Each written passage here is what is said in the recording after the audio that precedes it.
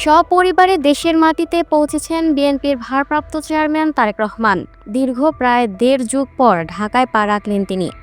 বৃহস্পতিবার ২৫শে ডিসেম্বর বেলা ১১টা ৪০ মিনিটের দিকে তাদের বহনকারী বাংলাদেশ বিমান এয়ারলাইন্সের ফ্লাইট ঢাকার হজরত আন্তর্জাতিক শাহজালাল বিমানবন্দরে পৌঁছায়। সেখানে বিএনপি মহাসচিব মির্জা ফখরুল ইসলাম আলমগীরের নেতৃত্বে দলের স্থায়ী কমিটির সদস্যরা তাকে স্বাগত জানাবেন।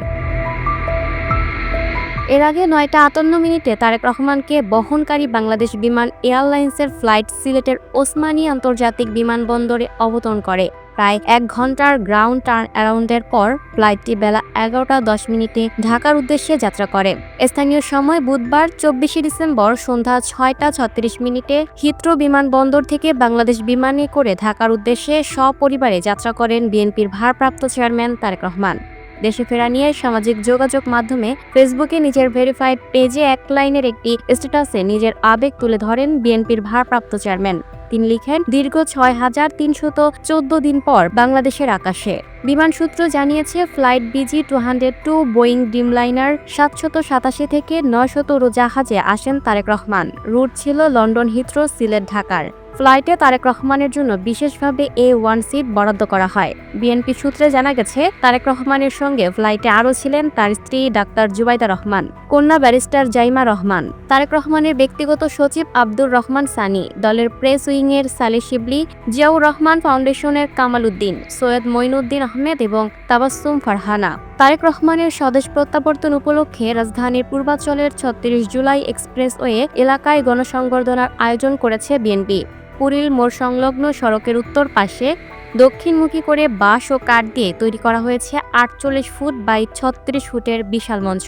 বিমানবন্দরে নামার পর ভিআইপি লাউঞ্জে ভারপ্রাপ্ত চেয়ারম্যানকে ফুল দিয়ে স্বাগত জানাবেন বিএনপি মহাসচিব মির্জা ফখরুল ইসলাম আলমগীর সহ স্থায়ী কমিটির সদস্যরা। এরপর তিনি জুলাই এক্সপ্রেসওয়ের সংবর্ধনা স্থলে যাবেন। সেখানে অপেক্ষায় থাকা নেতাকর্মীদের ধন্যবাদ ও কৃতজ্ঞতা জানিয়ে দেশবাসীর উদ্দেশ্যে সংক্ষিপ্ত বক্তব্য দেবেন তিনি। এরপর বিএনপি চেয়ারপারসন খালেদা জিয়াকে দেখতে এভারকেয়ার হাসপাতালে যাবেন। সেখান থেকে বিমানবন্দর সড়ক হয়ে কাকলী মোড় হয়ে গুলশান ২ নম্বরে বাসভবনে চলে আসবেন। ২০০৭ সালের জানুয়ারিতে সেনা সমর্থিত তত্ত্বাবধায়ক সরকার ক্ষমতায় আসার পর দুর্নীতির অভিযোগের মামলায় আটক হয়ে প্রায় ১৮ মাস কারাবন্দী ছিলেন তারেক রহমান। মুক্তি পাওয়ার পর ২০০৮ সালের ১১ই সেপ্টেম্বর চিকিৎসার জন্য সপরিবারে লন্ডনে চলে যান তারেক রহমান। সে বছরের ডিসেম্বরের নির্বাচনে আওয়ামী লীগ ক্ষমতায় এলে দেশে আসার পথ অনেকটা বন্ধ হয়ে যায় তার। একের পর এক মামলায় জর্জরিত তারেক রহমানের দেশে ফেরা হয়নি আর। অবশেষে দীর্ঘ সেই অপেক্ষার অবসান ঘটল। প্রিয় মাতৃভূমিতে ফিরলেন Tarek Rahman. Raki Akter, up to date news, Dhaka.